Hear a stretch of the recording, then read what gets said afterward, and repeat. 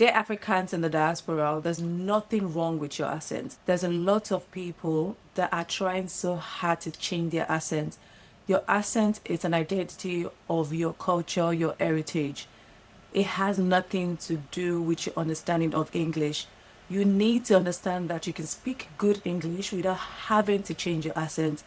Every African in diaspora, if you moved abroad at an adult age, there's the possibility that you think that you have to change your accent to be accepted once or to be generally respected, right? It is almost natural, and it's easy to think that it is self-esteem issue. Sometimes it's not.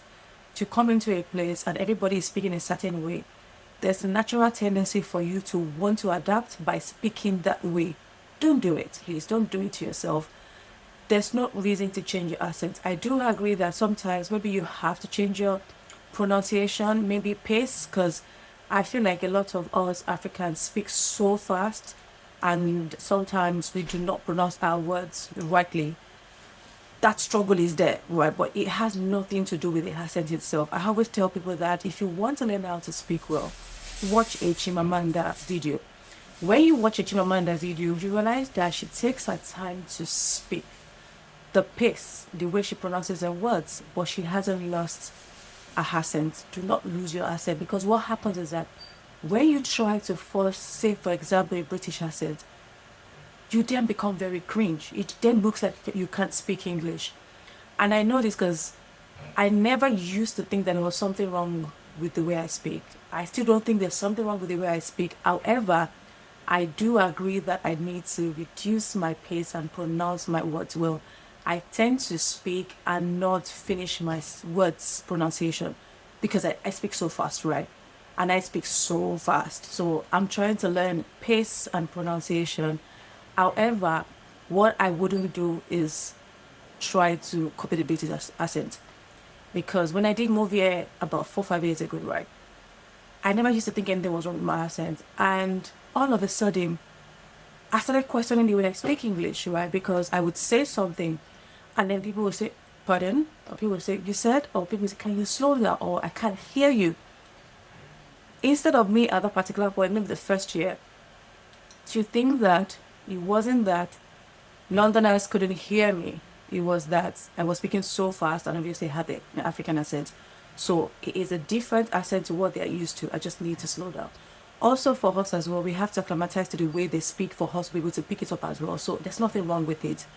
What then happens is that when an African gets that challenge, they think that the best thing to do is then to change their accent. It's not the best thing to do. You will never meet, say, a Spanish person or a French or an Italian. When they speak English, you hear the accent in it. They do not care, right? They're pronouncing their words using their accent. An Italian speaks English and you know that the person is an Italian. A French person speaking, they're not hiding it. I think Africans need to get to that point where we're as proud when we speak English, even though our accent is as strong, right? It is okay. The British accent or whatever accent is not superior to the African accent. It is just the accent of where you live. What you need to worry about is how to communicate right. And I tell people that this first year, I thought that there was something wrong. But then, over the course of mixing with people, other nationalities, I realized that there's nothing wrong. People just getting used to a different type of accent. And then they will tell you to repeat yourself. They tell everybody to repeat themselves. I mean, even for example, you speak to an Asian and sometimes you're like, oh, Indian, and there's no, Bangladesh, or no, Nepalese, because their accents are also different. There's nothing wrong with it.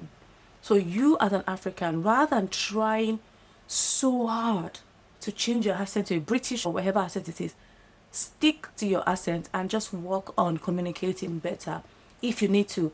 Some people don't. I have a friend, Wanu, shout out to you. She speaks so well. Every time I speak to her, the way she pronounces the words at pace, Wanu would speak so clearly, absolutely not rush, but she's not dragging as well, right? So I always tell myself, when I'm training myself in this environment to communicate when I mix with people, I remind myself what I want to do is communicate like Wanu, Chimamanda, and just pronounce my word. do not rush my sentence, and just hold myself when I speak, right? So there's a form of confidence that comes with speaking and holding yourself. I speak so fast. I'm sure if you listen to this podcast, you'll be like, oh my God, why is she speaking so fast? Just like I did right now. But I am learning to slow myself. But what I would not do is change my accent. And another thing that we do is that sometimes as an African, not just language, generally culture, we find a way to want to westernize everything. My friend and I went to Peckham for Hamala. By the way, if you haven't had Hamala in Peckham, you haven't had Hamala in London. We went to Peckham for Hamala, and this girl came in and we're making all that right. And she goes, "Hi, can I have Hamala?" First in my down, like, oh no. The most Nigerian place you can be. You know how to get to Peckham, know how to get Amala, know how to get Gbegiri and Ewedu. You can pronounce it well, right?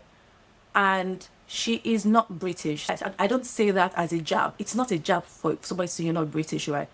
We know the people that were born here, because if you were born here, there's a way, even though you don't speak totally British, you speak British. I don't know how to explain that. If you get it, you get it, right? So we know the people that were born here, or they've been here since maybe like they were 2 or 3 years old. They have the tongue. If you're forcing the tongue, we know that you came as an adult, and there's nothing wrong with it, so don't force it. Anyway, back to the story. She goes, "Can I have a nala?" And obviously, my friend and I were like, here we go. And then she goes, "I'll have Fanta, please." And I give her the Fanta. You know, Nigerian Fanta bottle is the big one. And then she goes, "That's the biggest bottle I've ever seen." If you go to a Nigerian restaurant, order amala and gbegiri and Nigerian Fanta, which is what they will serve in a Nigerian restaurant, you know how the bottle is big. If you want the small bottle, I mean convenience stores, but you know that in a Nigerian restaurant, the fridge is literally transparent. You can see that the bottles are big. The point is, she was trying to show that this is not my regular occurrence. This is not the regular place I visit. And why is that? Why? You know, I struggle. Every time in London, I see someone ashamed of their culture, and they don't have to say that they're ashamed of it. It's just in the way they talk, in the way they do things. You can tell that they're trying so hard not to be African. Why? That's sad, you know. That's very sad, because why? An Italian will speak English with the Italian tongue. Asian will speak English, and you would hear it. They don't apologize for it. They don't apologize for it from the way they speak. They don't apologize for it when you ask where they have said this from. We cannot apologize or shrink for it, or we try to switch immediately to British because you're speaking to. No, please. Because the thing is, when you switch, you then don't sound as confident. That already puts you in a negative position. Don't do that to yourself.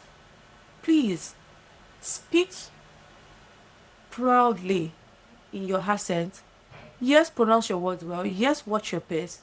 But please speak proudly in your accent. Your accent is here to stay. So embrace it. Bye. Thank you.